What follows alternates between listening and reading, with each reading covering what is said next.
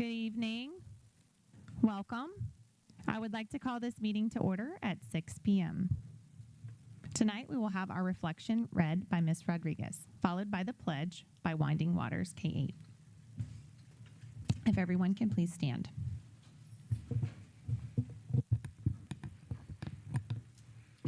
Heavenly Father, I come before you tonight with grateful hearts. I thank you for the opportunity to serve this community, our students, our families, and our dedicated staff. Grant us wisdom as I make decisions, clarity as we discuss important matters, and unity, even when opinions differ. Guide me to always place the needs of children first, to lead with integrity, and to act with compassion and fairness. Bless our teachers, our administrators, our support staff, and every student in our schools. Keep them safe, inspired, and strengthened each and every day. Help us remember that our work here tonight shapes the future of our community. May I listen respectfully, speak thoughtfully, and govern responsibly.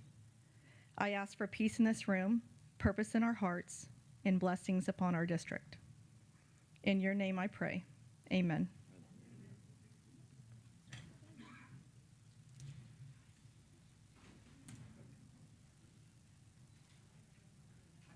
I pledge allegiance to the flag of the United States of America and to the republic for which it stands, one nation, under God, indivisible, with liberty and justice for all. Thank you. You may be seated.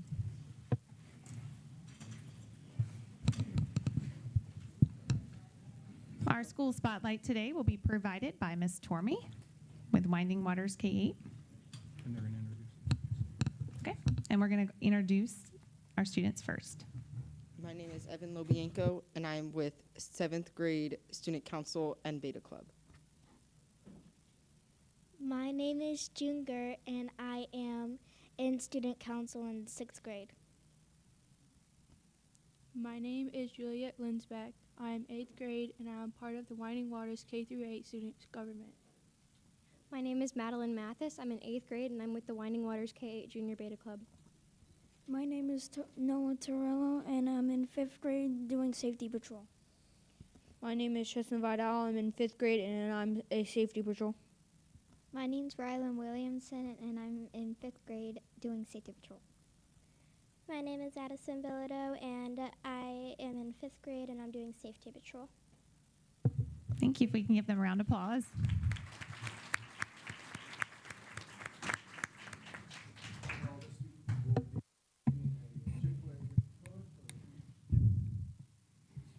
Thank you, Winding Waters students, for coming out, and thank you for your being student leaders in our schools. And as Mr. Ellerman said, you guys will get, just in case everybody didn't hear that, a Chick-fil-A certificate and I believe a cow. Do we still have cows? No cows? Oh, I'm sorry, but at least you get the Chick-fil-A. Thank you. All right, and at this time we'll have Ms. Tormey come up and give us the school spotlight.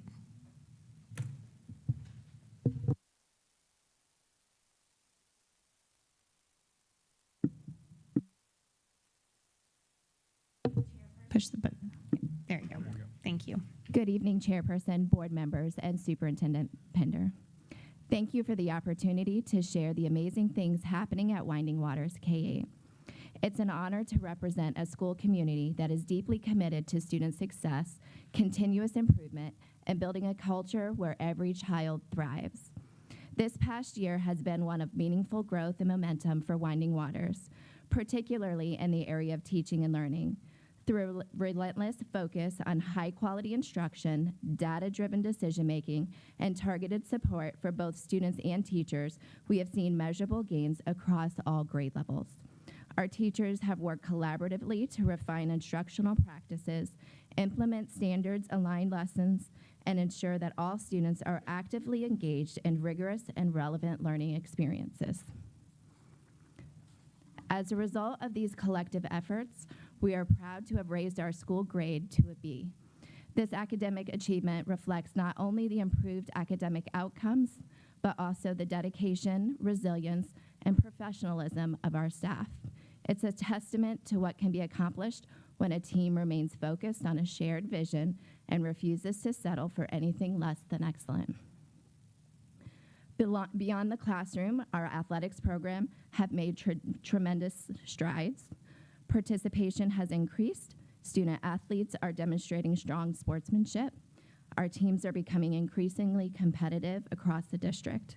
More importantly, our athletic programs are helping students build confidence, discipline, and a sense of belonging, qualities that positively impact their success both in school and in life.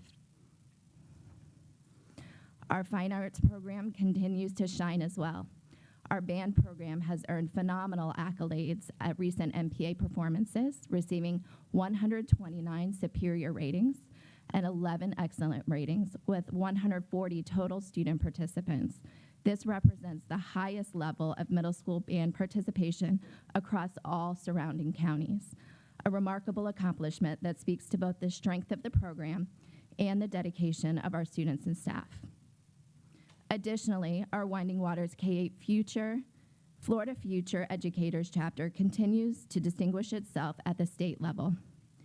Our chapter was recognized as a top middle school chapter for the first semester, marking the second time in just 2 years that they have earned this prestigious honor. This achievement reflects our commitment to developing future educators and in providing students with meaningful leadership and career-focused opportunities. Looking ahead, we are especially excited about our upcoming Students versus the World flag football tournament on Friday, May 1st. The community event will feature teams from Hernando County Sheriff's Office, the Florida State Troopers, Hernando County Fire Department, as well as teams of Hernando County teachers and students. It's a celebration of unity, teamwork, and a positive school-community relationship. At Winding Waters, we believe that educating the whole child is essential, whether in the classroom, on the field, through the arts, or in leadership organizations. We are committed to creating an environment where students feel supported, challenged, and inspired. As we continue our journey, our focus remains clear, working hard to pursue both individual and collective goals as we earn our way to an A. With the dedication of our staff, the support of our families, and the determination of our students, we're confident that we will continue moving forward together. Thank you for your continued support of Winding Waters K-8 and for your commitment to the students and families of Hernando County. Thank you.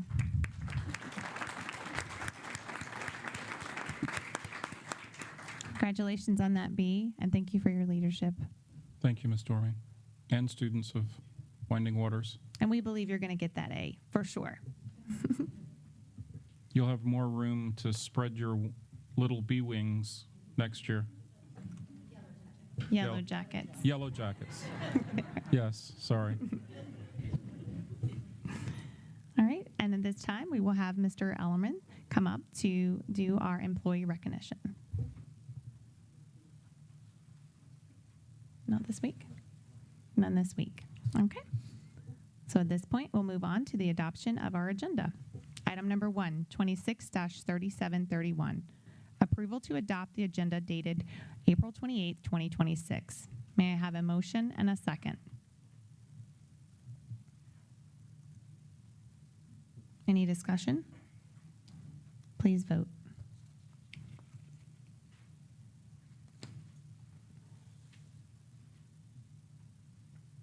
And that motion passes 4-0. Do we have any elected officials in the room who would like to speak tonight? No? Okay, thank you. At this point, we'll move on to student representative. Item number 2, 26-3733.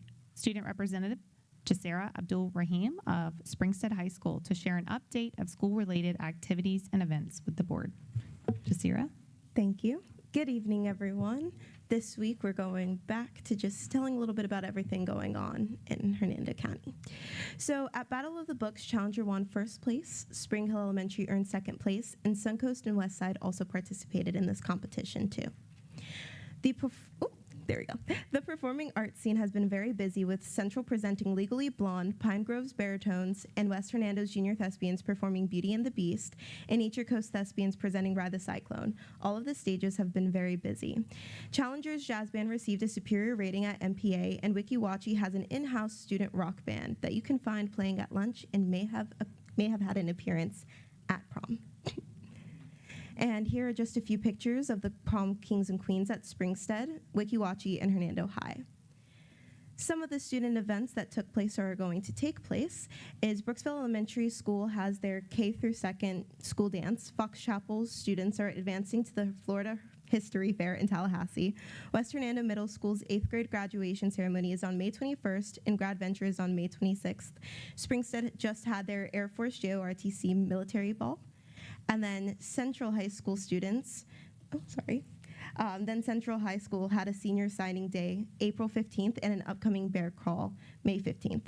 The supervisor of elections registered students to vote during Hernando High School's Student Government Campaign Day and visited Explorers Civic students to teach them about voting. And then here are some PBIS and academic celebrations. Brooksville Elementary School is having a PBIS glow party with an Under the Sea theme on May 8th. Westside Elementary School recently had an ice cream social for positive behavior, and students used raw coin for their book vending machine. Fox Chapel is having a PBIS event with student choice activities, including Tattoo the Teacher. Challenger reached $50,000 fundraising goal for a buddy-a-thon. Family events. Brooksville Elementary School had its Shining Stars Reader Night and annual barbecue bash. Suncoast Elementary had book fair events, pastries with parents, popcorn with parents, and Pine Grove Elementary had a spring fling with PTO, games, prizes, snacks, and book fair. Explorer had their spring carnival, and Spring Hill Elementary had a student data night / glow party. Go. And these are just some of the family events flyers. And then for sports, DS Parent Middle Schools, their Leopards softball team finished the regular season undefeated and is advancing toward playoffs. Boys and girls tennis are county champions. West Hernando's Middle School's track and tennis teams are competing as their season wraps up. Nature Coast qualified for the regionals in track and field, and girls flag football are district champs. Oh, school-to-school connections. Suncoast Elementary, their third graders visited Springstead High School for a chemistry kitchen field trip, and Wikiwachi's Future Teacher Academy attended Deltona Elementary's Career and Fast Night. Local 5th graders attended middle school 6th grade orientations. Community involvement. DS Parent Middle School's Gardening Club field trip to CMEX. Explorer was partnering with the Hernando County Family YMCA for a summer food drive. Fox Chapel has 3 students advancing to the Florida History Fair in Tallahassee. Brooksville Elementary recognized their amazing volunteers. And then it is state testing season. So in high schools, Cambridge ACE exams began last week. West Hernando Middle School has state test review and after-school tutoring for math, civics, and algebra 1. Pine Grove Elementary has testing preparation across all grade levels. Initiatives include Water Day and Foam Day. And then Fox Chapel has a testing initiative planned, like a nacho bar, ramen bars, Sunday bar, and pizza party. Thank you. Thank you, Chisara.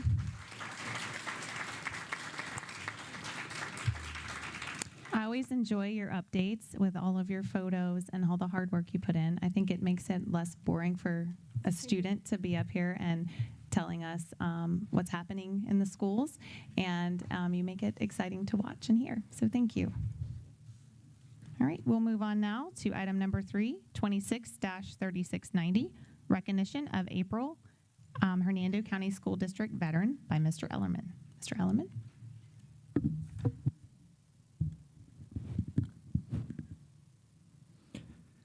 Good evening, Madam Chair, members of the board, Superintendent Pender, community members, students, faculty, staff, and honored guests.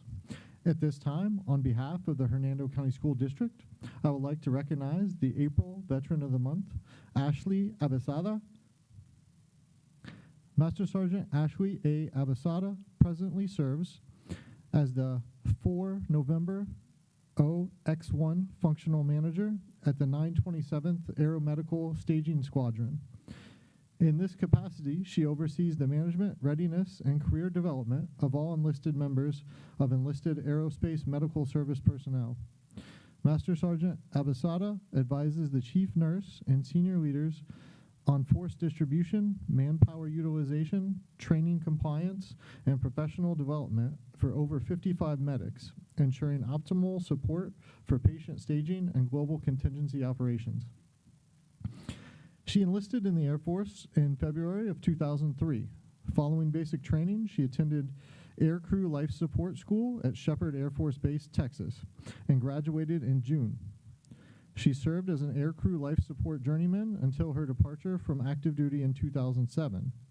She has held many roles during her career, including flight chief, emergency medical technician, lead instructor, EMT, non-commissioned officer in charge, lead trainer. She has deployed 4 times in support of Operation Iraqi Freedom and Enduring Freedom. Prior to her current position, Master Sergeant Abasada served as the talent management consultant for the 927th Aeromedical Staging Squadron in MacDill Air Force Base. She earned her Associate of Arts degree at Pasco Hernando State College and continued her education by completing her Associate of Nursing from Everest University. She is a nationally licensed emergency medical technician and currently works as a clinic paraprofessional at Winding Waters K-8.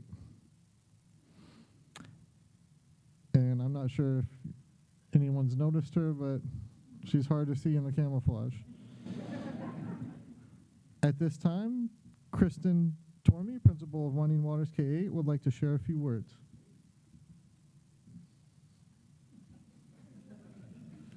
Much to her surprise. Ms. Abasada, would you come up and join us?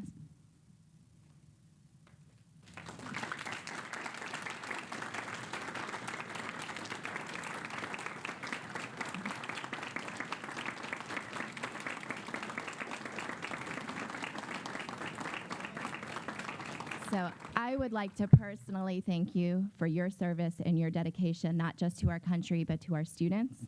You go above and beyond every single day with all that you do. You spend your weekends serving our country, and we appreciate you more than you know.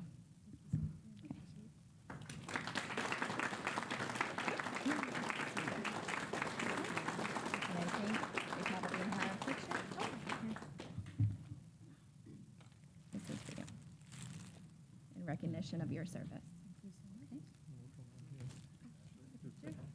Families here too, do you want? Yeah.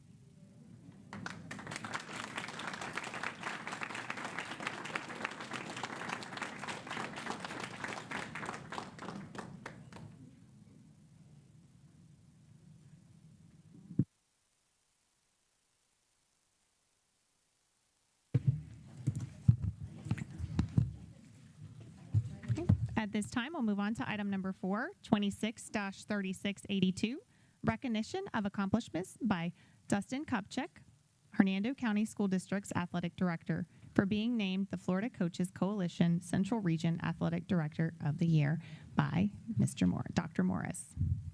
Thank you. Thank you. Good evening, Board Chair, Board members, Superintendent Pinder. It is my honor tonight to recognize Hernando County's own District Athletic Director, Dustin Kupchak. He was recently awarded, as Ms. Hawkins described, the Florida Athletic Director of the Year for the Central Region here in Florida. This is a very, very big recognition that he recently received at a Coach of the Year clinic in Orlando, Florida for the state. Just to go over a couple criteria of why Dustin was recognized for this. As I go through this list, those of you who have worked with Dustin will know he hit on every single one of these bullet points that they discussed here. The first one was he sustained system-wide competitive excellence across multiple schools and sports. This second bullet point, I think Dustin points out quite a bit whether it's in other meetings, through social media, working with other school personnel, whether it's administration, teachers, coaches, etc. But that bullet point is academic performance, eligibility standards, and graduation outcomes of student athletes. I think, while Dustin is laser focused on athletics in this district, I think the big thing that he brings to that is how much he talks about student GPAs, team GPAs, and such. He does a great job of recognizing that hard work in the classroom as well. And you'll always hear him start out with student athletes, not just athletics, but he does point out they were all student athletes. Another bullet point was strategic hiring, evaluation, retention, and professional development for staff, which Dustin always provides. Policy development, compliance oversight, and integrity in athletic governance. Culture building that unifies schools while allowing individual programs to thrive. Again, Dustin excels in that bullet point as well. Fiscal stewardship, resource allocation, and equitable access to opportunities across campuses. He does allocate for every school in this district. Community engagement, including board members, superintendents, principals, and local partners. He's a visionary leadership that advances long-term athletic programming beyond a single school, and the ability to navigate high-pressure district-level decisions with transparency, courage, and consistency. So those were the criteria that were met, and Dustin, obviously, those of you who have worked with him, you know he meets every single one of those criteria. And when I spoke to Dr. Andrew Ramjet, he pointed out Dustin was an obvious choice when I reached out to him and asked him about why Dustin was nominated and why he received this award. I already knew why he was, for the most part, but what they determined that. I do just want to point out a couple of things that Dustin does as this district. The biggest thing I will say, he does advocate for athletics, student athletes quite a bit. Those of you, I know board members work with him quite a bit. Mr. Pinder does, as well as any administrators in the room and such. And it's not just a high school level athletics. He is full on K through 12, even as low as elementary school. I saw him supporting Westside in their basketball program. They've started there as well. So he really does advocate for students a lot. The athletes, those of you, we talked about it earlier today at the workshop, May 15th, they're doing their second annual athletic awards banquet where they recognize the high school athletes. He ran it last year. The event is fantastic. I know he's got bigger and better things planned for this year as well. So those who are able to attend, obviously athletes are invited, and he did talk about how some families can be involved as well.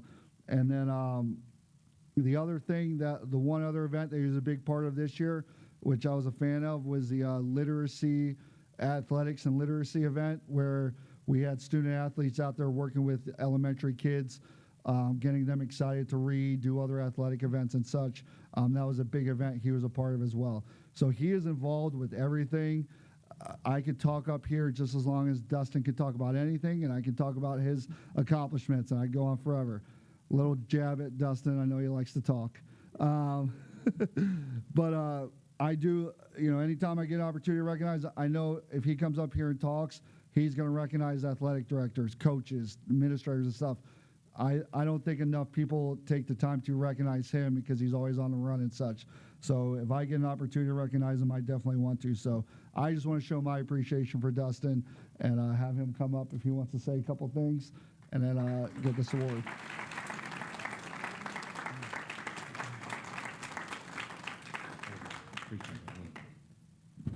Madam Chair, board members, Superintendent Pinder. I'll be very brief. I just want to say thank you to the board, superintendent, and the whole Hernando County School District team, especially my academic services team. They support me. You guys support me. I really, really appreciate the open lines of communication.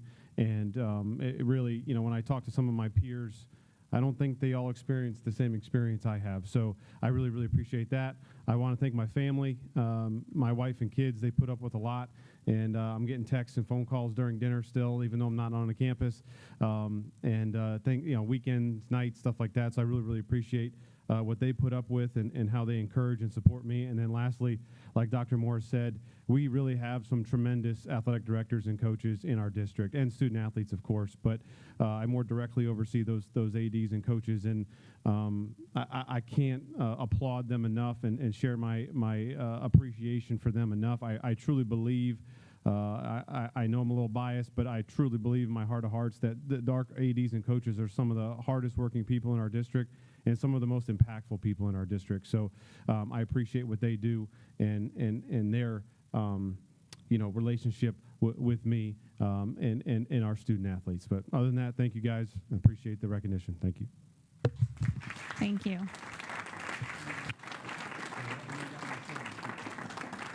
Mr. Kopchick, come back for a photo.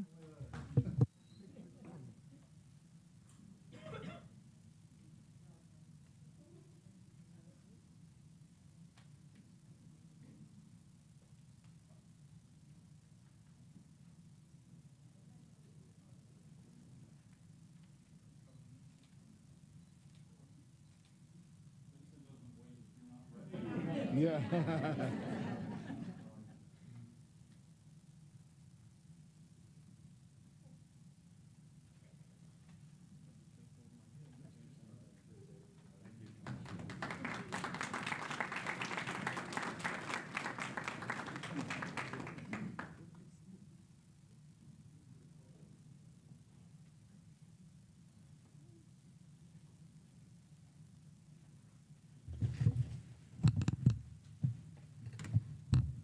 All right, we'll move on to item number 5, 26-3732.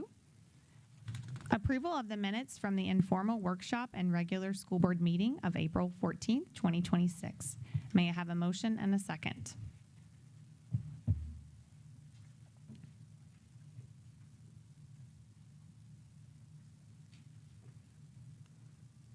Okay, any discussion?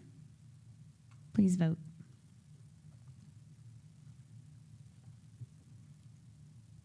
And that passes 4-0.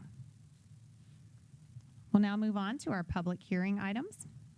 Number 6, 26-3572, public hearing and final approval of Neola Policy 5460 graduation requirements. This item was tentatively approved at the March 24th, 2026 board workshop. Do we have any white speaker forms? No white speaker. Okay. Can I have a motion and a second? Any discussion? Please vote.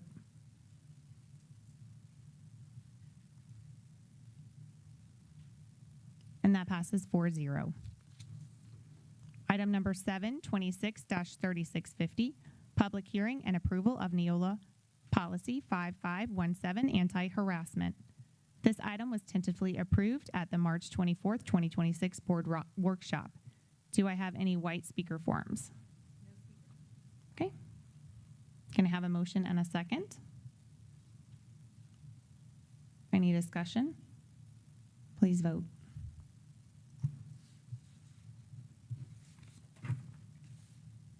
And that passes 4-0. Item number 8, 26-3716. Enter a final order expelling the student in case number E 2026-04-01 for 1 year with educational services. May I have a motion and a second? Any discussion? Please vote.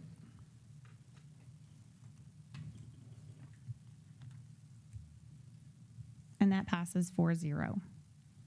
We'll now move on to our citizen input on agenda items, green speaker forms. Number 9, 26-3734, citizen input on green form agenda items. Do we have any speaker forms? No green? Okay. Now we'll move on to the adoption of the consent agenda, items number 10 through 22. Do we have any items to pull from the agenda tonight? No? Okay. May I have a motion and a second, please? Please vote.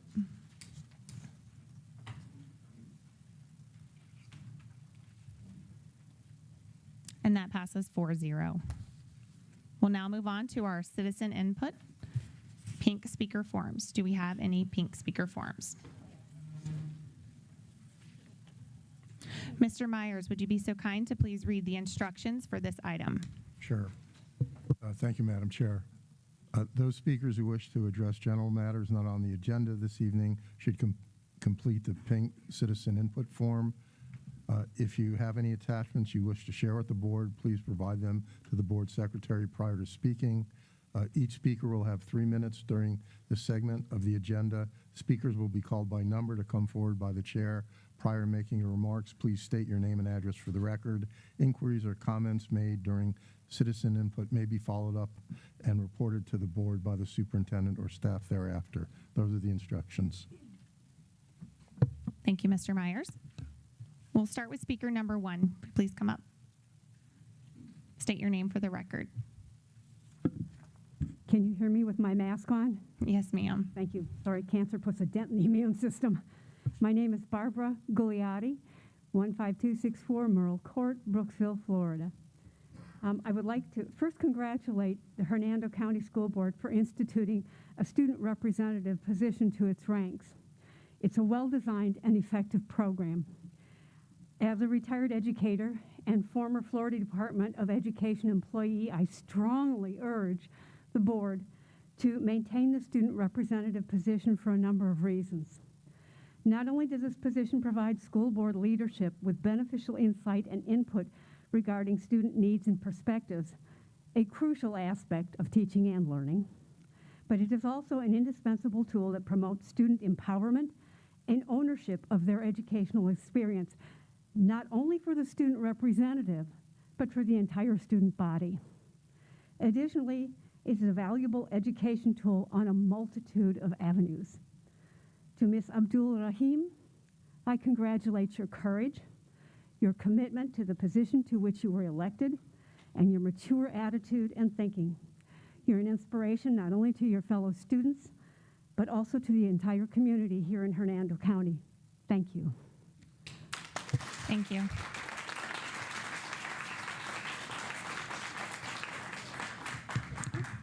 Speaker number 2. Donna Depanet Dasher. I live in Spring Hill. I've recently read, I've been out of town, about some random paranoid guy, not a student, harassing the student delegate to the school board. And that one proposal to this problem was to dissolve the position of student delegate. You, the board, created this position for excellent reasons, and those reasons have not disappeared. In fact, they are probably more relevant than ever. You must know that bullies cannot be placated. And it's almost as impossible to educate someone who is determined to remain ignorant. My question is this: to what extent are we as a community willing to let our decisions be dictated by insecure, ignorant, and paranoid bullies? My hope is that your answer is not at all. Thank you.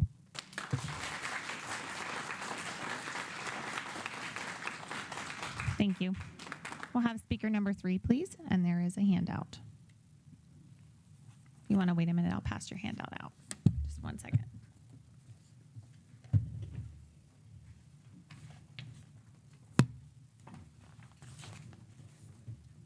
Yeah. Sorry. Okay, you may start. Thank you.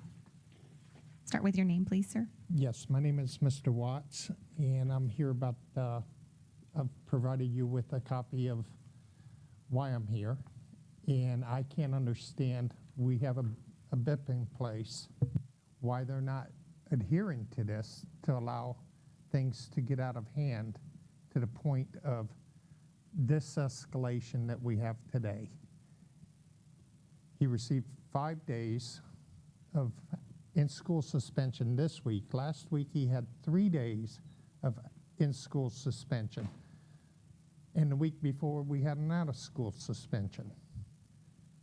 Now we got an ESC child who for this 8 days of in-school suspension is being taught by a paraprofessional, not a teacher, not an ESC-related teacher. And we have an agreement dating December of '24 with the district in the ESC department that is standing still. And in that agreement, This is breaking that agreement. He's not being taught by a teacher, a qualified, certified teacher. He went for a whole year in this district being taught by a non-teacher. And I just wanted to bring this to your attention. I thank you for your time. Thank you. Ms. Rodriguez? Mr. Watts, I am aware, and I was briefed today, so I will be reaching out to you. We'll get together tomorrow. We have had ABA services, private, being provided for the last year and a half. We've ended our relationship with them today because we think they're aggravating things. So now it's on y'all. Okay, We're putting it in your hands I'll reach out tomorrow and we'll get together. because we will no longer have private ABA services in the classroom to help. Thank you for coming. pointing that Thank out, you for Mr. being Watt. Mr. Watt, thank you for pointing that out, that you have an ABA that is aggravating your child. Sometimes in our ESE rooms that does happen, so that is good to know that you had a private one. I appreciate that. Sir, you have to come back to the microphone. Obviously, it's hard to keep ABA services in the classroom consistent.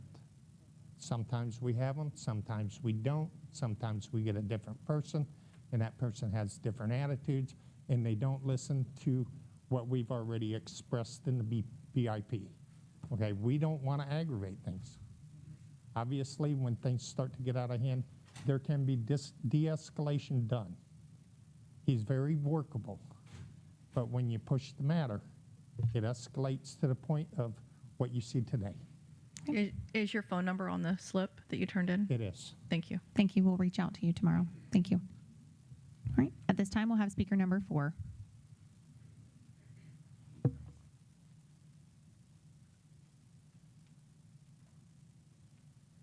Hi, my name's Annette Zagori. Forgive me because I don't talk in front of big groups of people, so I'm nervous. I'm just coming to talk to you guys about the time change for elementary, the 9:30 in the morning. I'm a single mom. I work full time.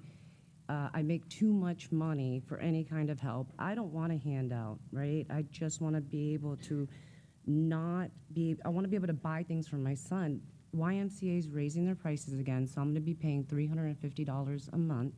I need daycare for 40 minutes a day. So I'm paying $350 a month for 40 minutes a day. Before, when the entry time was earlier, I could drop him off 30 minutes before school, and my dad picks him up after school. And so it's impacted my life severely. I pay a mortgage by myself. I don't get any kind of help, and I don't want help, right? I just want to be able to work. Now, if I was a drug addict or an alcoholic or a bad mom, I would have all kinds of services because I've called around to find out what's out there. But I'm just a good mom that wants to work full time, and I don't want to change my son's school. He's a straight A student. He likes his school, and I want him to stay there. And it's gotten so hard, and I can't possibly think that I'm the only single mom out there or single dad out there that's going through this right now. You know, if I was making, I think they said you have to make $25,000 a year for help with daycare. If I was making $25,000 a year, that means I'm working part-time.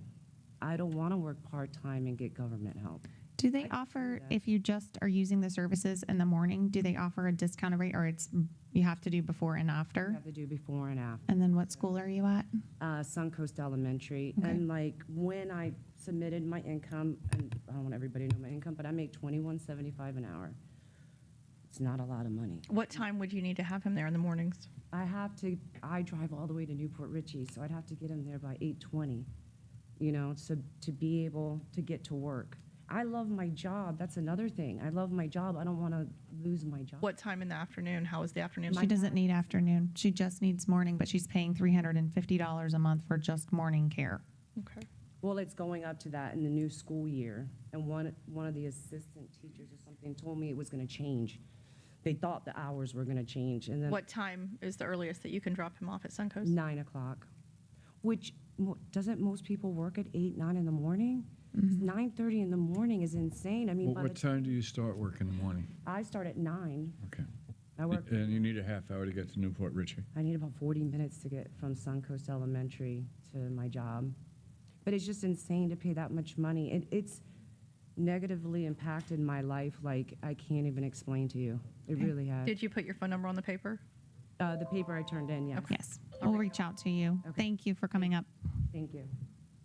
Speaker number 5.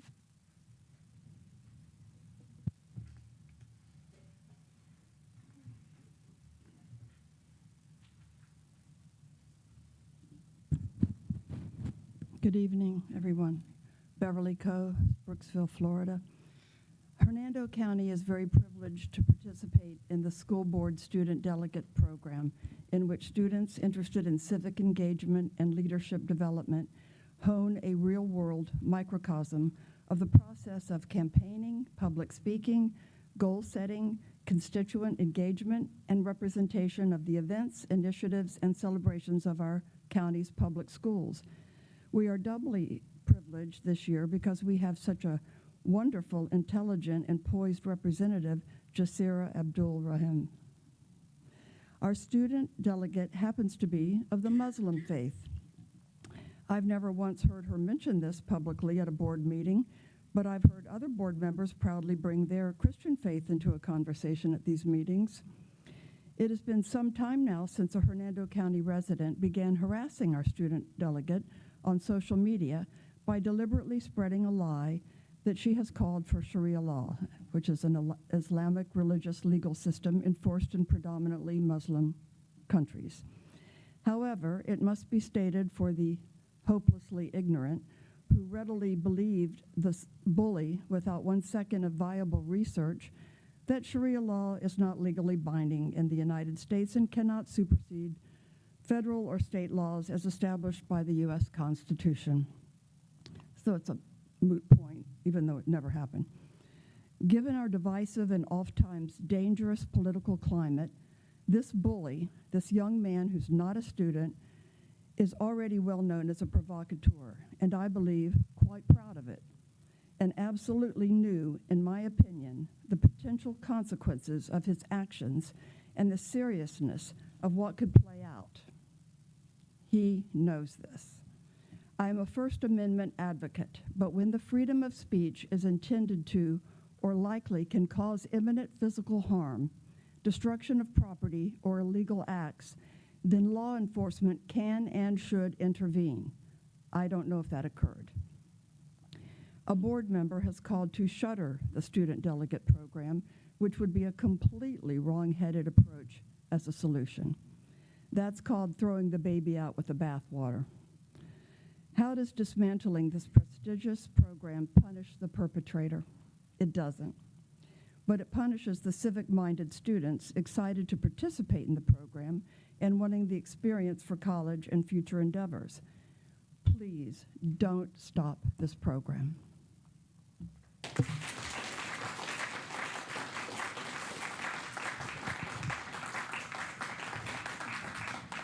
Thank you. We'll move on now to speaker number 6.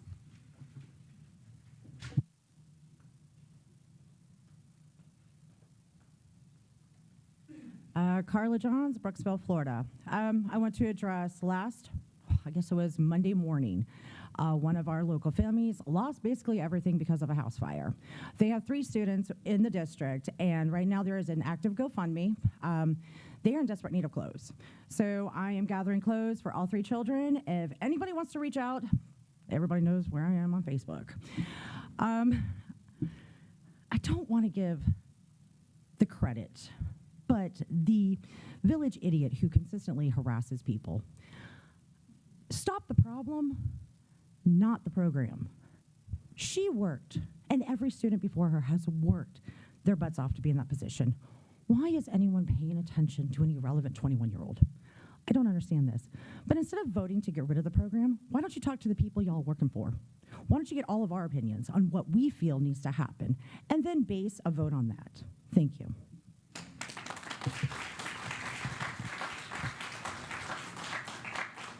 Thank you. We'll move on now to number 7, speaker number 7.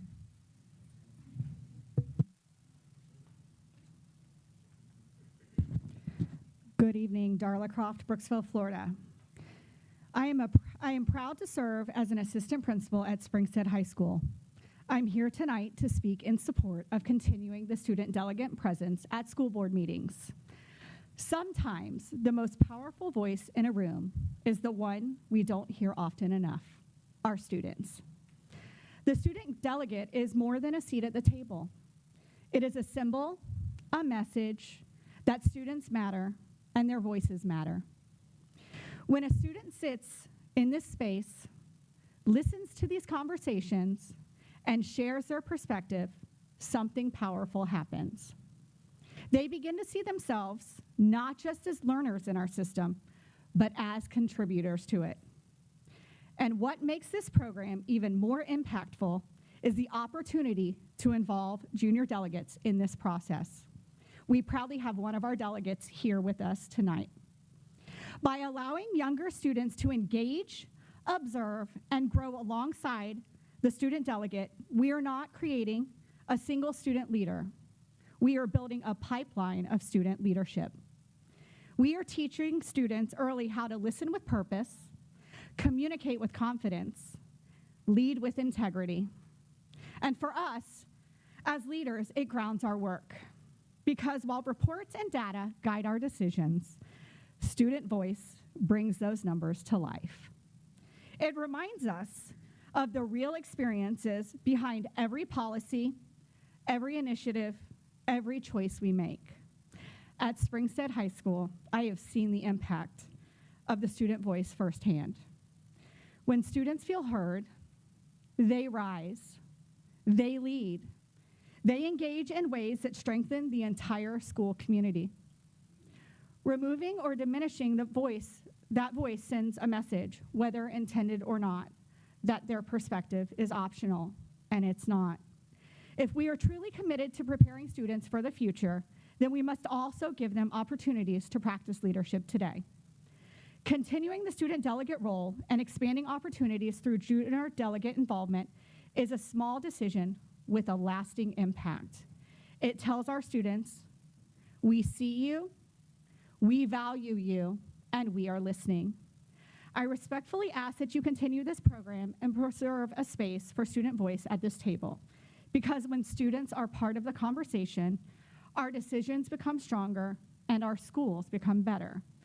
A seat at this table may seem small, but to a student, it can change everything. Thank you.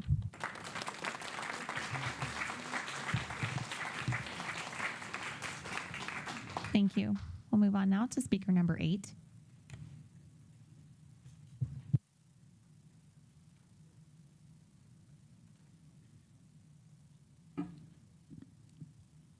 Good evening.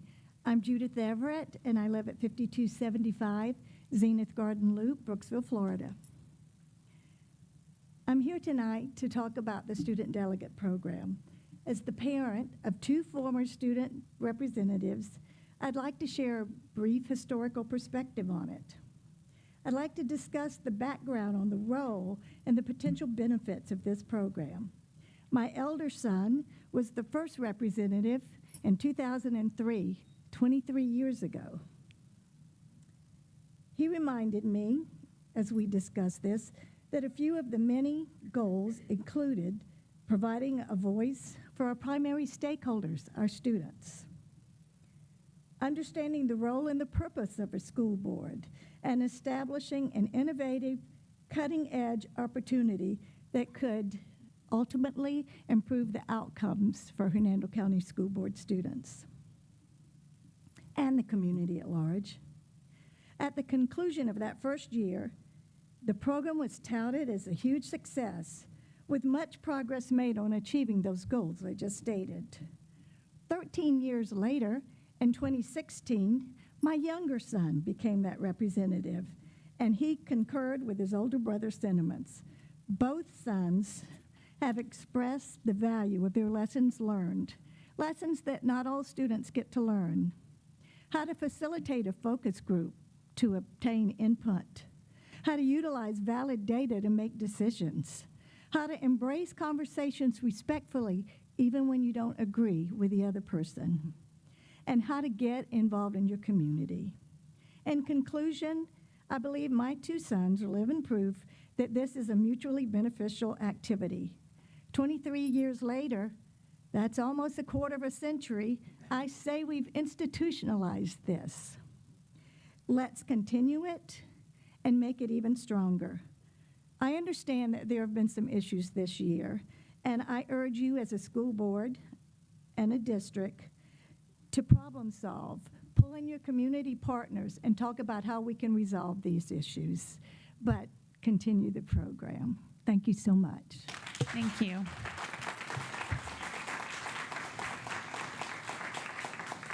Thank you. Move on to speaker number 9, please.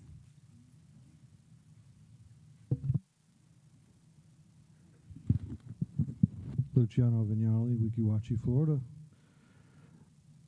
I'd like to read a letter from a previous student representative from 2020 to 2021. Hello, distinguished board members, Mr. Superintendent. My name is Haven Flattery, and I had the honor of serving as the student representative to Hernando County Schools during the 2020 to 2021 school year.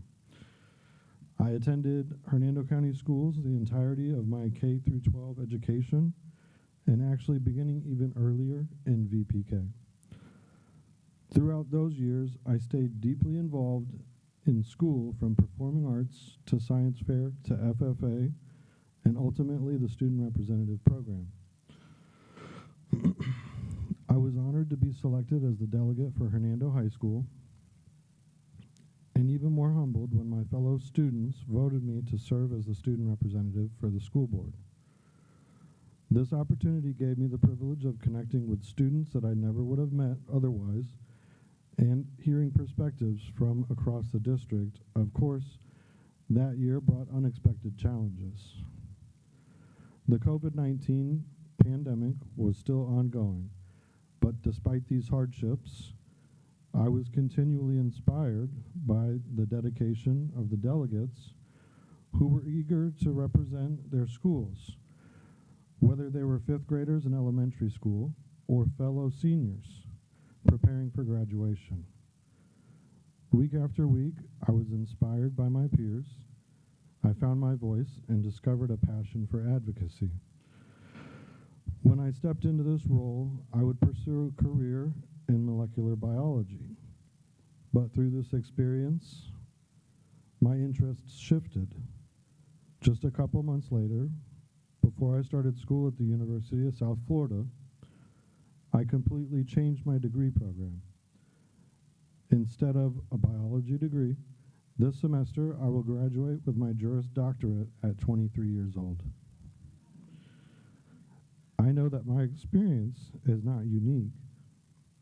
Every year, this program profoundly impacts each and every delegate that participates.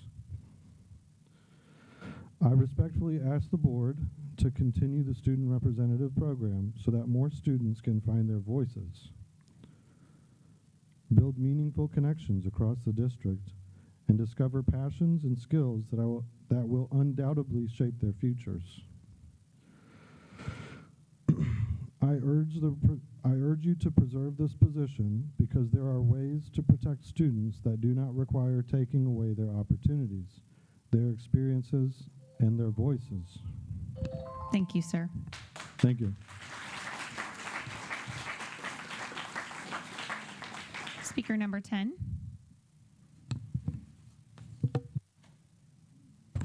Good evening, board chair, board members, Mr. Pinder. Lisa Masario, Brooksville, Florida, speaking as president of Hernando Classroom Teachers Association. So I was only planning on attending today, but this afternoon sort of blew up with a bunch of messages about Authenticator app. In the middle of some folks' workday today, they were prompted with messages that if they didn't have the Authenticator app already, they needed to download it on their phone so that they would be able to log into Skyward safely. Understanding after reading the message that was posted to district communications, which went out sort of concurrently because we had people asking about it already, it's upsetting because these are our personal phones. We don't have devices issued to us other than our laptops. So in instances where folks were directed to, you can download something that's an extension to a browser, that was also very cumbersome to do while you're in front of students and you're expected to take attendance on time. So the timeliness of notification is the reason why I didn't even get to follow any appropriate channels to follow up on it, because it happened today in the middle of people's workday. And there has to be a problem-solving aspect of this with requiring people to use their personal device. Okay, that's been true of Crisis Go, and a lot of people have kind of turned a blind eye to that because they know that our student safety is paramount. Well, guess what? Taking attendance is also paramount because that's how our funding is connected, right? We have to be able to do that as a necessary function of our job responsibilities. Requiring us to do that on our personal devices is not what people want to do, because we all pay the cell phone bills and we're having to use our personal devices to make that a feasible process to do while I'm managing a classroom. So the other concern that was brought to our attention is, how much phone time are we now going to be we're asking people to use a personal device and use their phone while they're supposed to be supervising students. I think that's problematic. I know that it probably can be done. It's only if you catch it at the right moment, because Authenticator counts down like how long this code will be good, right? I have to use Authenticator for other things. I do have it on my phone, but I don't know that it's a reasonable expectation to expect from everyone who has to take attendance and everyone who has to take attendance multiple times a day. So whether that was even a consideration in this is a question, because if you are teaching in middle school or high school, you are logging in to take attendance 6 or 7 times in a day. That's problematic at the very least. So I would appreciate some conversation about how we can problem solve going forward. Thank you. Thank you. Speaker number 11.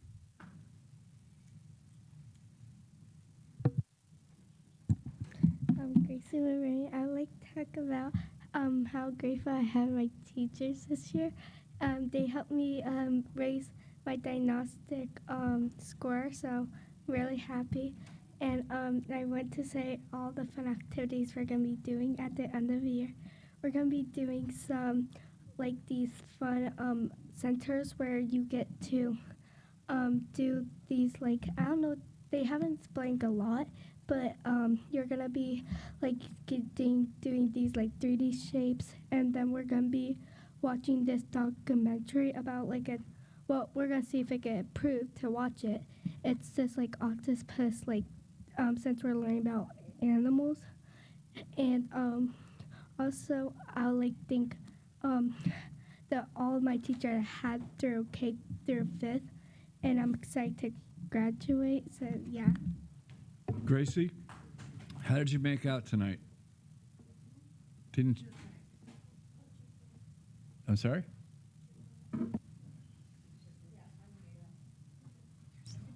All right. Thank you, Gracie. She was trying out for cheerleading tonight, was it? Yes, there's a practice. Yeah. Practice, okay. All right. Speaker number 12.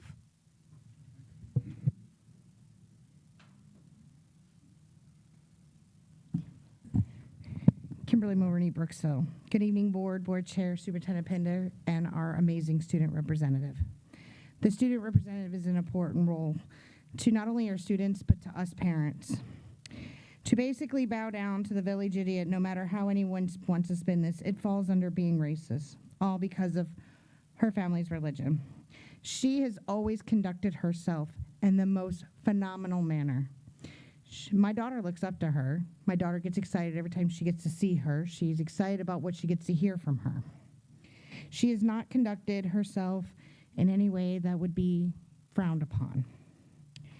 It has been made clear that, sorry, this is really tough for me today, but the only way to really address this is we stand together united against the hate. You have brought all these people here tonight. I even wore a part of your favorite color, the closest I could get to magenta and lilac. We can't remove it. The future students who are doing what they're doing in representative roles, they look forward to this. This is something they look forward to, especially when they become a senior.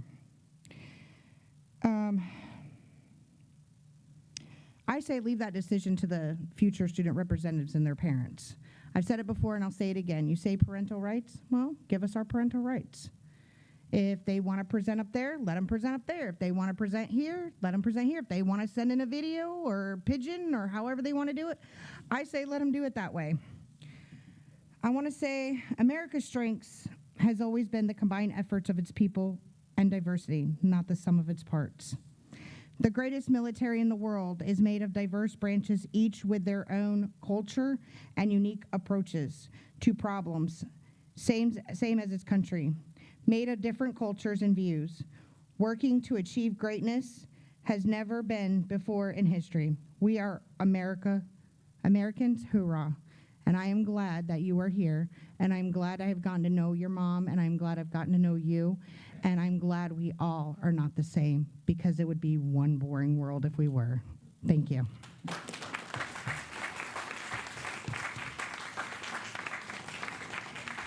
Thank you.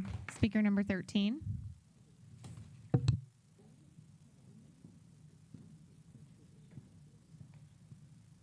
Good evening, Brian Hawkins, Hernando County, Madam Chair, board member, superintendent. Good evening. I came today because I had an opportunity this afternoon to visit my son's school at Challenger K-8, and there was a Donuts for Dad event. And I left during the county commission meeting. I went over there, and I checked into the office. And when I was checking into the office, the lady behind the counter, I can't remember her name, but sweet lady, walked me through the process. The principal came out and explained to me that in order to attend the event, I would need a level 1 volunteer badge. And so, she said it was standard protocol, it was policy for this. I said, great, no problem. I left, and as I was leaving, I started to think about it, and I thought about all the other events that I've attended throughout the district at, Veterans Day events, teacher appreciation events, where, none of this was required before. And I was thinking about the dads that didn't take the time to, fill out that particular volunteer form, pay the $20, and have a background check to be able to go have donuts with their child today at school. And so I was really looking for clarification on the policy to make sure that it is a policy, and if it is, then it should be enforced district-wide. And if it's an opportunity, or if it's not a policy, then it should be instituted district-wide. And if it is because of the level 1 volunteer, I understand why it's implemented. I understand why it's there. It's there to protect our children, our teachers and staff that's on site. But a level 1 volunteer is very different from going to a school-sponsored event to have donuts or lunch with our children. This is a public institution. We should have access to our children, especially if we're turning in IDs and being escorted or whatever the things that may need to be done. So just looking for some clarification on that. Thank you.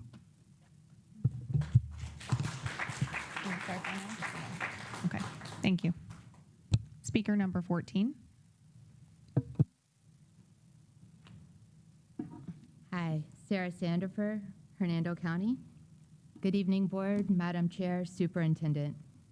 I'm a parent of 2 students in this district. I want to start by thanking all the board members who took the time to respond to my emails. I really appreciate that. It meant a great deal, so thank you.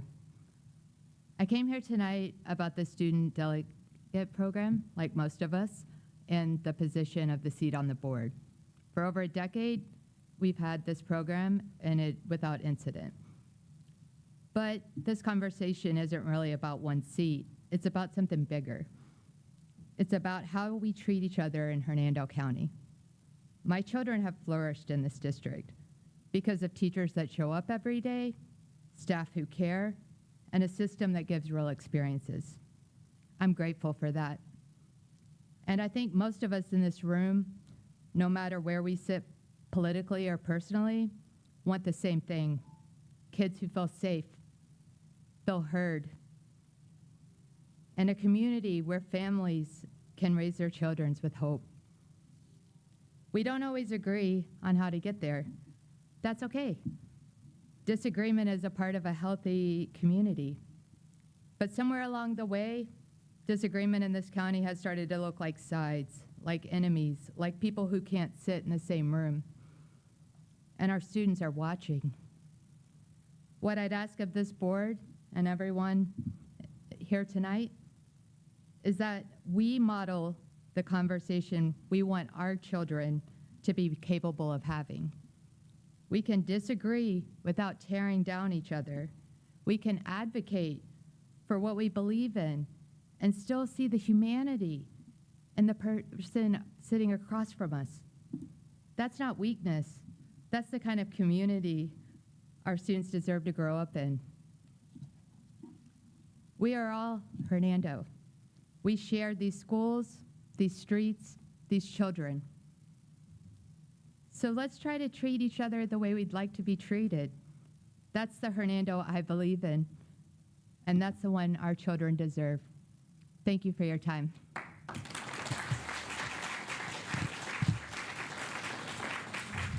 Thank you. Speaker number 15.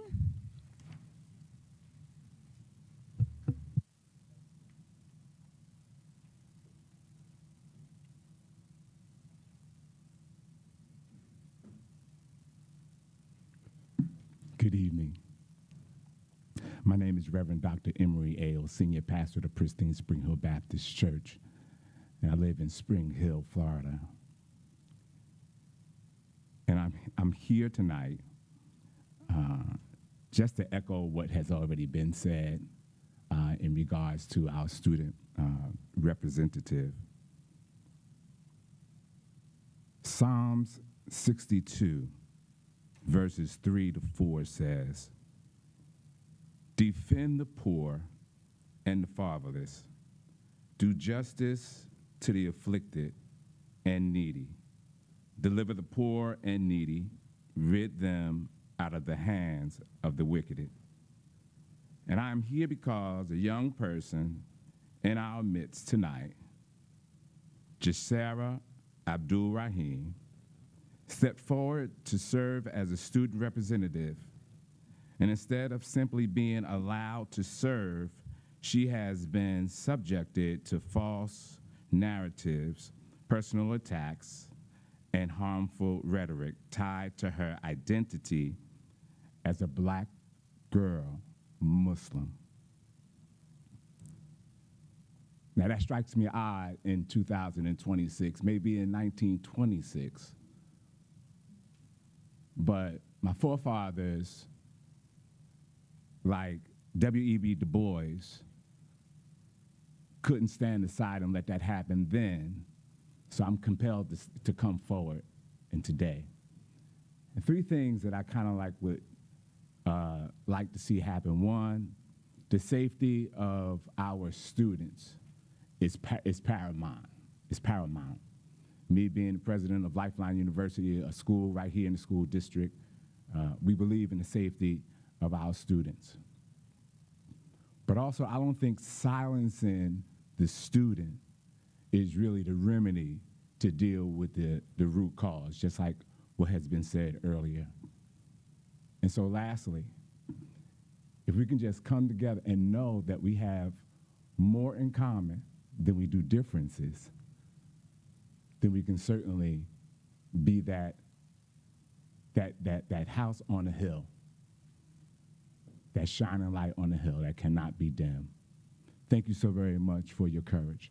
And you have the support not only of the church, but of Community Conversations, and also my fraternity, Omega Psi Phi Fraternity Incorporated. Blessings to you.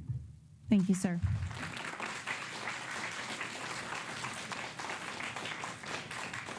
Speaker number 16.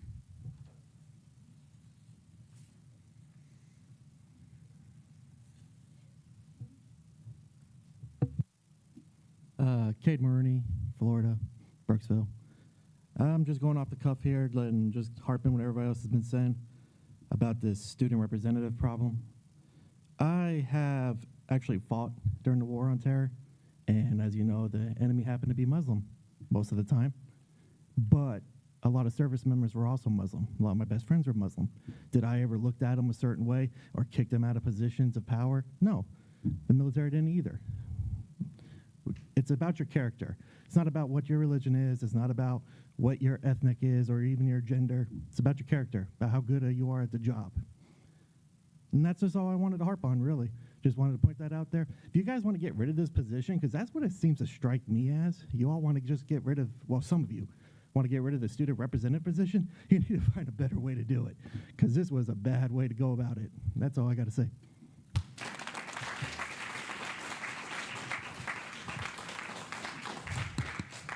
Thank you, sir.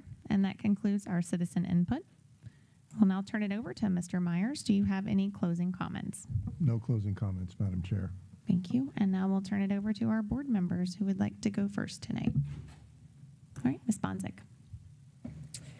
First, I want to say thank you for everybody to coming out. Ms. Sanford, I've never received an email from you ever. It accidentally came from one of my business emails, and then when I tried to forward it to you, it said it didn't go through. I can resend that to you, but I do appreciate you acknowledging. Please resend it to me because I don't not respond. Ms. Johns, if you can send me those clothes that you need for children, I will help you get some clothes. Other than that, I wish everybody a good night. Mr. Hawkins, I'm sure Mr. Pender will address that. Thank you. Thank you, Ms. Bonzik. All right, Mr. Johnson. Yes, Mr. Hawkins, you're the second issue that's come up with regarding having a Class 1 to enter a school. There was another situation completely different that happened a few weeks ago. I think if you speak to Mr. Pagan, they'll probably raise your hand and back, Angel, so he knows who you are. He's in charge of safe schools. I don't believe that's the right policy. I may be wrong. For a parent visiting their child in a school, you should have to swipe a driver's license to make sure you're not a felon or wanted, et cetera. But I wanted to talk about something completely different, and I'm not Monty Python. On Sunday, I was at the fair, and I'm working in a booth with my wife, and pause came through, the police animal services with dogs. And I've been trying to convince my wife to adopt another dog for about 8 years now. And this one little fella came over to my wife, and she just fell in love with him. So we got home, I called somebody I know were there, and they made arrangements, and they dropped this little puppy off to us on Monday. This little puppy weighs 40 pounds, and he's 3 years old. Went back over to the fairgrounds to open up the booth at 5 o'clock, and I'm stepping on the leash to hold him. My wife uses a walker, and he bolts. He runs through a Quonset hut, across a parking lot, across a field, and he keeps going. I tried chasing him. I got about 100 yards. That was it. I was walking. I wasn't running anymore. I'm honest about it. There was a guy in a car trying to follow him. Couldn't follow this dog. If you know Oliver Street, it ends at the police animal services. So I took a chance and I went down there. I got there, it was after 5 o'clock. They had closed, but I hit the buzzer. There were 2 girls in the office, and lo and behold, this dog went to his home. Now, he had not spent a night in my house at this point. He was with us that afternoon. We got him back, and he stayed overnight, and I took him out to meet some little buddies that I know in the neighborhood where I live, and he had a good time. And today, he started to play. Yesterday, he was, like, moping around, so I think he's getting acclimated. But there's a lot of dogs in the shelter, and if you have a chance, adopt one. They're wonderful. This guy is so friendly, so docile. He's 40 pounds, so he's not a small dog. I brought him over to a house that I go to in the morning, and they bring some dogs over, and there was a Yorkie there. This little Yorkie started yapping and went to bite him, and he just backed up. He didn't attack. I'm so grateful. He's such a passive, wonderful, docile dog, and hopefully we'll present him a good home. And like I said, this is something completely different, but I just wanted to express my gratitude to the Sheriff's Office and to the shelter for what they did. Thank you. Thank you, Mr. Johnson. Ms. Rodriguez.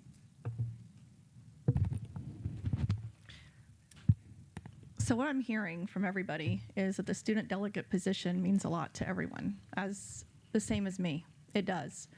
I do not ever wish to eliminate the program. Never did I insinuate that. But what I do want to do is make sure, like the Reverend said, that the student safety is paramount. That is, I think that's the goal for all of us. If I'm hearing everyone's heart, what I'm hearing is we want the program, but we want safety for the child. Every student deserves that. As you spoke, you said that the first thing is kids need to feel safe.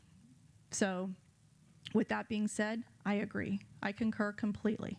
The student delegate position needs to remain. It was never a question that it would get rid of. It was never said that it was never spoken that it was going to be eliminated. What is being said is the safety of the student. What that looks like is many different things. Something has to be done. So when you come up and you speak about 12 years ago and 15 and 20, and you give all of the different scenarios of all of the people who have legacies of being a student delegate, that the times have changed. As much as that's wonderful and that's heartfelt, the world was different. So back in those days, it wasn't in the children weren't put in a position that they're put in today. Anyone who's ever been an elected official knows that we take the heavy hits. We take a lot of nasty remarks, a lot of things that happen, and as adults, it's not always easy. And on a child, it's even harder. It impacts them. So student participation does matter, but placing minors in a formal governance role, especially at the dais, it creates safety, liability, and operational risk that districts just cannot ignore. I was put here as a leader, and being a leader requires us to make hard decisions and hard calls, but ultimately, the safety of the student is our main priority. And that's what I have to lead with. And I have to make certain that we have a student and students coming forward that are next after this member and the next, that everyone is safe. And that is our goal. So I think we all sit here together, united. Someone said, why don't we come together? Why aren't we united? I think we are. I think absolutely all of us want to see our students shine. We want to see this program. I have 3 daughters. I have a 10-year-old, a 13-year-old, and a 15-year-old. My 15-year-old wants to be an attorney. She's wanting to go in politics. That is her passion. It would be nothing, it would serve me nothing more but an honor to see her sit up on this dais at some point, any one of them. But at this moment, we have to be very careful of what we're putting our students through. They cannot take some of this pressure, and a lot of it is damaging. So at the end of the day, law enforcement and threat assessment teams, they cannot reasonably mitigate risk for a minor that's seated up here at this dais. I see Mr. Hawkins in the audience. He is board of county commission. He knows how volatile those boards get. He knows what it's like sitting on a dais. To have another student sitting up there next to him and then be a target, and they have to weather that. They have to be able to accept it and mentally prepare themselves every day for the attacks. It's grueling. I know, Mr. Hawkins, you take a lot of hits. I know we all do. But put a child that's 15, 16, 17 in those positions. It's extremely difficult. So my heart is only for the student. My heart is only to make sure that we preserve their well-being. But minors should not be placed in comparable exposure with the climate of where we're at today. Public scrutiny can affect a student's mental health, their academics performance, and their college prospects. Alternative ways to include student voice are student advisory councils, structured listening sessions, rotating student panels, anonymous student feedback mechanisms. There's several different angles. I have met with the group of all of our high school advisors, all with the exception of one that could not get on. But we are meeting. We did that through a Teams call. I want their input. I want their opinions. Mrs. Masario is going to be with us live. We're going to do one live next. This meeting was to have a discussion, to ask them to start collecting their thoughts, get things positioned so that we can all come together as a whole and that we can sit down and we can brainstorm, because the most important thing for all of us, the biggest goal, is the safety of that child.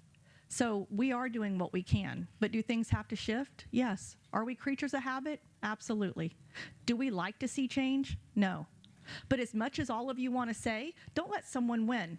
It's not about winning or losing. It's not about that someone wins. But let's look at this. Let me explain with the attack on Trump. The person that attacked Trump. No, let me explain something before you. Are you going to be respectful or are you not? Okay. Thank you. Okay, so let's go back to what all of you come up and say, respect. What all of you come up and say, that we should be unified. So let's try to do that right now. So with the attack on Trump, the gentleman who attacked him did not know him. They did not have a relationship with him. It's hearsay, it's whatever they saw, it's what they felt. That can happen at any time with any student delegate on this board. When somebody wants to attack and other people in the community, all the constituents are listening and watching. You cannot manage every person out there who is listening and watching and whatever hypothesis that they want to form of what they're capable of doing.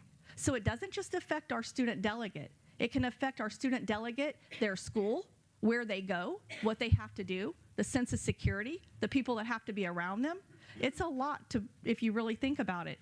So it's not just one student delegate up here if they say they can handle it and we're perfectly fine. It's not been that way. It hasn't been perfectly fine.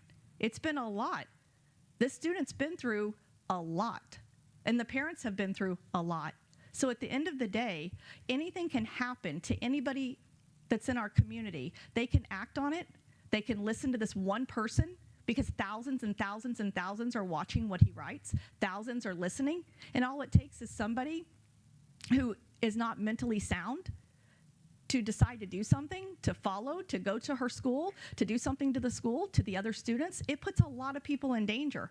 So we have to be mindful that we have to consider all the other students as well.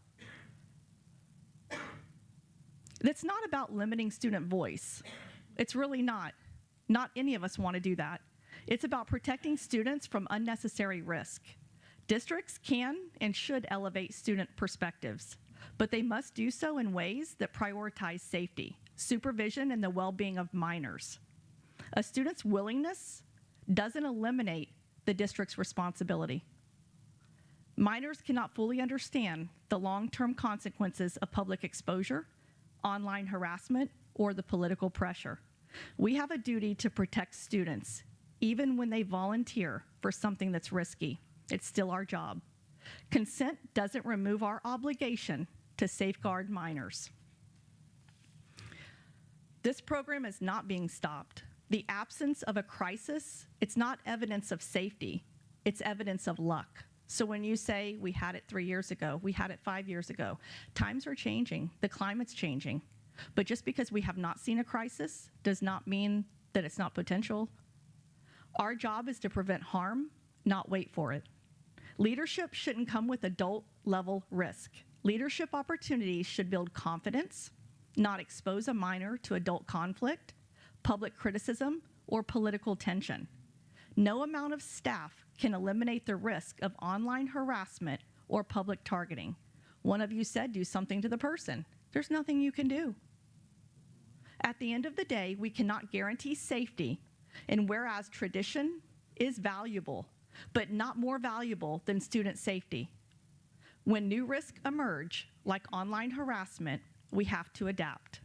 Practices should evolve when student well-being is at stake. As each of you have stated, the student brings a unique perspective to the board, and you are not wrong. They absolutely do. And we want that perspective, but the dais is not the only place to gather it. We can design a system that brings in student insight and voice without exposing a minor to public hostility. And we do not want the perspective to be one where the student cannot function. We want it to be a good, wholesome experience. We want it to be a fun experience. We want it to be a safe experience. So even though we want that perspective, we do not want the risk. Leadership shouldn't come with adult-level risk. We're not taking away their seat at the table. We're just changing the location of the table, not the value of their voice. Students can still advise just in a safer setting. Let's stay centered on the core issue, protecting a minor from unnecessary public exposure while still elevating student voice. So I appreciate each and every one of you. Thank you for coming out. Thank you for your input. Your input does guide. It does reflect. We do want all of us to be united. And I thank you guys for the time that you give this district, for the energy you put forth, for the students that you celebrate. And I thank you for sitting on the seat and doing such a remarkable job. So thank you, each and every one of you. Travel safe, good night, and God bless. Thank you. Ms. Jacera? Good evening, everyone. Before I get into what I'm really going to say, I did want to say that I saw most of the productions that happened. So I did see Beauty and the Beast Jr. and Ride the Cyclone, and they were both beautiful performances. Their groups put on, it was fantastic. I was very pleased watching them. It was great to see kids from 5th grade all the way through high school doing stuff and working together with older kids to make things happen. It was really awesome, and I heard that Legally Blonde went well. I just wanted to throw that in there because I did get a chance to see them. I want to read a statement that I wrote originally when everything first happened before anyone spoke up in my defense. So my statement says, "Good evening, everyone. I realize that not everyone knows who I am, so I would like to introduce myself. My name is Jasira Abdurrahim, and at that time I was 17 years old. I represent all of the students of Springstead High School as well as the students of Hernando County. I would like to take a moment to explain the process it took for me to become the representative of not just my school, but this county. At the beginning of my junior year, I was interviewed after being recommended for the junior delegate position. There were about 20 students at first, which was then narrowed down to 11. From there, I went through another round of interviews. I was chosen as one of 4 junior delegates to assist Santiago, our last student representative. I spent the entire year in what was essentially a working interview, learning from him and understanding the responsibilities of the role alongside him. As the year came to a close, the staff involved in monitoring the entire process selected me for this position. I was more than excited to have the opportunity to help students in the county in any way that I could, even if it was as simple as listening to their concerns. At the beginning of this year, I had the opportunity and honor to visit every single school in Hernando County. I spoke personally with each of the student representatives, getting to know them and their schools, and helping them understand their role and the weight of representing their entire student body. I emphasized how important it is to be involved and to make sure that they are hearing everyone's voices, not just their friends, but the voices of those they might not normally think to speak with. In a perfect world, every student would be able to vote for who they want to represent them, but currently that is not how it works. This is why schools have representatives. Regardless of who was voting, I still would have gone through the same process and made sure everyone knew who I was and what I stood for. I stressed that it was important to make an educated choice, and if they felt that someone else would do a better job, then they should vote for the person they believe is right. At the end of the day, the students who represent their entire schools chose me. I take that role very seriously. I understand what it feels like not to be seen or heard, so I do my best to help in any way that I can. One thing I continually encourage student representatives to do is to truly listen to their peers and work to address the concerns brought to them. This program is still working through its challenges, but each year it improves. After seeing everything that happened last year, there have been significant changes for the better. That progress is due to team effort of everyone contributing and supporting one another. Anything we provide to the student delegates is given to them with the intention that they share it with the students at their school. We may not always agree with one another's belief systems, but we respect each other's rights as Americans to form our own beliefs. Having our own beliefs does not mean we cannot treat each other with respect. I do not share my personal beliefs because that is not my job. My job is to represent everyone, regardless of their beliefs and regardless of whether I agree with them or not. That is not my role or my concern. I am here for students, as a student, supporting them and their voice. And that is what I had wrote. And I just want to thank everyone who expressed the need to have the student representative position. It truly helps keep me going. But what truly keeps me going even more is the student delegates who see what I've gone through and still want to be in this position and still want to do this, knowing the risk, knowing everything that could happen to them, still want to be here. If you ask any student, most students can tell you that they've been bullied to some degree.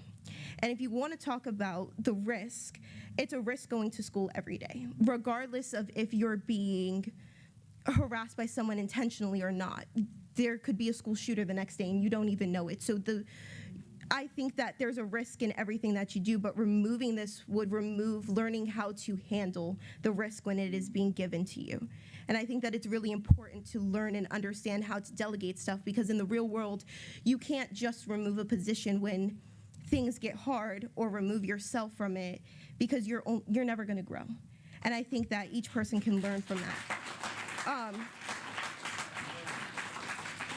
I don't know if Carla Johns is still here, but I also would like to know more information about the clothes, because I can see about getting stuff. But I want to thank you all, and I really do appreciate everyone. Have a great night.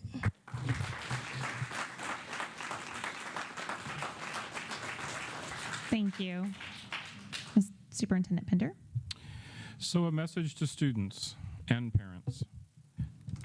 This is the last month of school. Don't lose sight of the finish line and finish strong. I will add teachers and staff into that message also. Hang in there. We have about a month or so to go. In no time at all, Jazera and her fellow classmates, and I'll be shaking the hands of about 1,500 students or so in Hernando County graduating. It is an awesome honor, responsibility to be part of providing something, a continuation of education from pre-K through 12th grade, and all of us as staff and anyone that has anything to do with that process that happens in about a month should stand there in awe and respect for what the students have done, what the parents have done, what our teachers and staff have done to collectively work in all the good times and the bad times that are celebrated on these days moving forward. It is my favorite time of the year that I look forward to, especially this time of year. We all need something to look forward to. I don't have the summers, so I have this. I have graduation to look forward to, but I honor all of our students, all of our staff for what we do every day to make this goal happen for our students and our community. So thank you to everyone, and hang in there. Bus driver appreciation, I believe, was today. So I believe it's like every day is a day of appreciation, but today I think was bus drivers. This week we are appreciating staff and teachers, but really teacher appreciation, I believe, is really next week. But we're appreciating them this week, particularly because of testing. So we had to move up appreciation to this week. We will be continuing from the district to appreciate our teachers and staff moving forward next week, but I just wanted to put out there that I appreciate all of you, and I appreciate our community. I see on our Facebook posts and different things about different private businesses, community organizations, and everyone else contributing something to our teacher appreciation, and I thank all of them. Hernando County is a great place to live and work. The annual art gallery recognition is this Thursday night, so the art that you see around the district office is new now, and we'll be having that this Thursday. It's on our website, The Times, if you want to check that out. Also, I wanted to mention that kindergarten sneak peek is May 6th.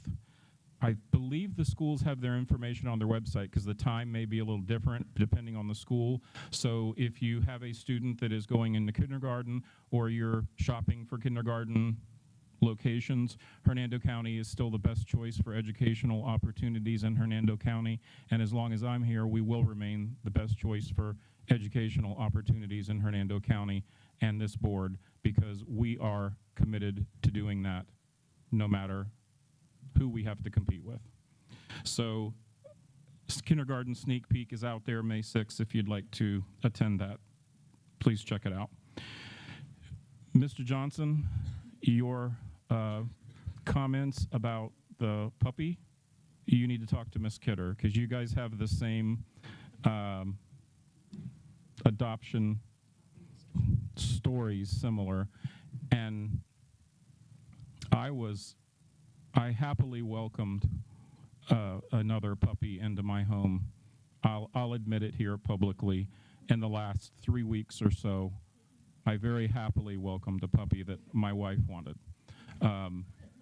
So I'm learning to adapt. Yes, thank you, Ms. Hawkins. Thank you. I appreciate all of you. I appreciate your input. I appreciate you being here tonight as we work through all of our things that we have to work through. Thank you so much. Thank you. Yes, go ahead. So I will follow up and find out about the Authenticator app.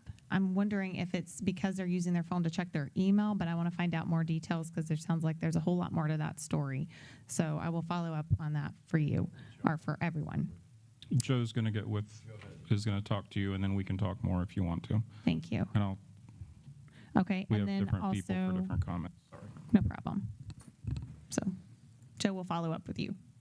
And then as far as the policy to be a level 1, can you just clarify that there is no policy for that? Can you Yes, so there is. clarify the Angel, would you like to say anything about the level 1 policy? The way that I understand we have a policy for level 1, but it doesn't include, the way I understand it, it does not include visitors to a school while they're supervised. Like if you go to have lunch, you can scan your license in. If you go to an event, so like a Veterans Day event, you can scan your license. If you are mentoring a student or working one-on-one with a student, then that's a level 1 or 2. or 2, level 1 or 2. If you can clarify that, and can we work on making this known district-wide, please? Thank you. Yeah, I can clarify that. And again, I'm the director of Safe Schools, Angel Pagan, and thank you for having me up here for a minute and clarify that. So the expectation is that at a minimum, they're being vetted by a driver's license when they come into an event inside the school so that we know who's in our facilities. The level 1 is more guided to trips, which actually this is what I thought it was, a field trip that you guys were requesting, so I apologize for that up front. So our procedure is for those that you are cleared by a level 1, so that, because you might be assigned a task to be with a group of students, or even if you're in that group and for risk assessment purposes, you want to be a level 1. But in the school itself, that for Donuts event that was taking place, should have just been a driver's license. But there are expectations from some schools that are a little higher than what we require at Safe Schools, and that's probably a conversation and some direction as to some kind of uniformity so that we don't have this kind of problem moving forward. Thank you. That's why we have policy that outlines it. And the direction is that we can encourage, if a school would like to encourage parents to be a level 1 volunteer, then that's fine, but it shouldn't be a requirement to enter the building. That's our policy. To have family engagement. Right. And that's So- what we want in our schools is family engagement, and this turns people away from doing that. It can be encouraged, but it can't be required. Okay, thank you for that. That's the direction. Thank you for the clarification on that. All right, and then as far as the student representative program, I strongly support maintaining this program. This student voice is critical in effective leadership and decision-making. That said, I do think it's appropriate to have a conversation about how we can refine and strengthen the program moving forward.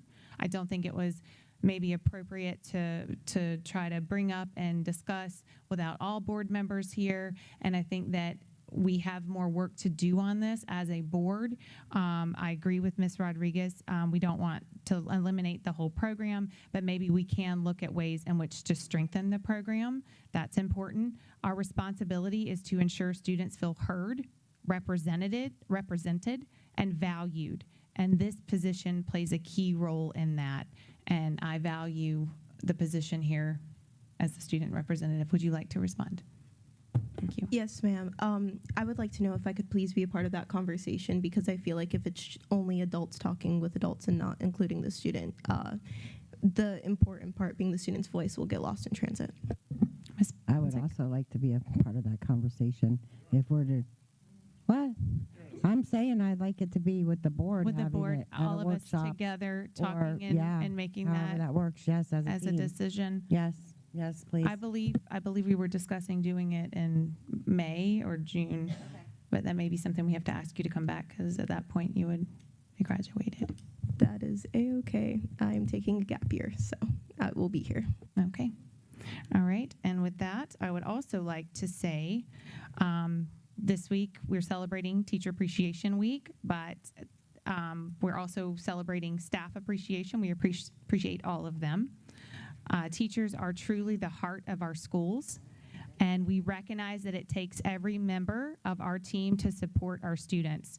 From the classroom to behind the scenes, every role matters. Thank you for the time, the care, and the commitment that all of our staff pours into our schools every single day. You are truly appreciated, and we are grateful to have you. With that, I would say good night. Ms. Rodriguez has one more comment, so we're going to go to her, and then we'll say good night. So once again, this program is not being stopped. Never was it intended for that. We just need to revamp to provide the utmost safety of the student. Inconsistent practices across Florida, there's only 10 out of 67 districts. That shows that this is not a statewide norm, and many districts have determined that the risk outweigh the benefits. Districts assume additional liability when the minors are placed in these settings. So the program will never be eliminated. The program will continue. It's just going to be a different look in order to keep the students safe and the students coming forward.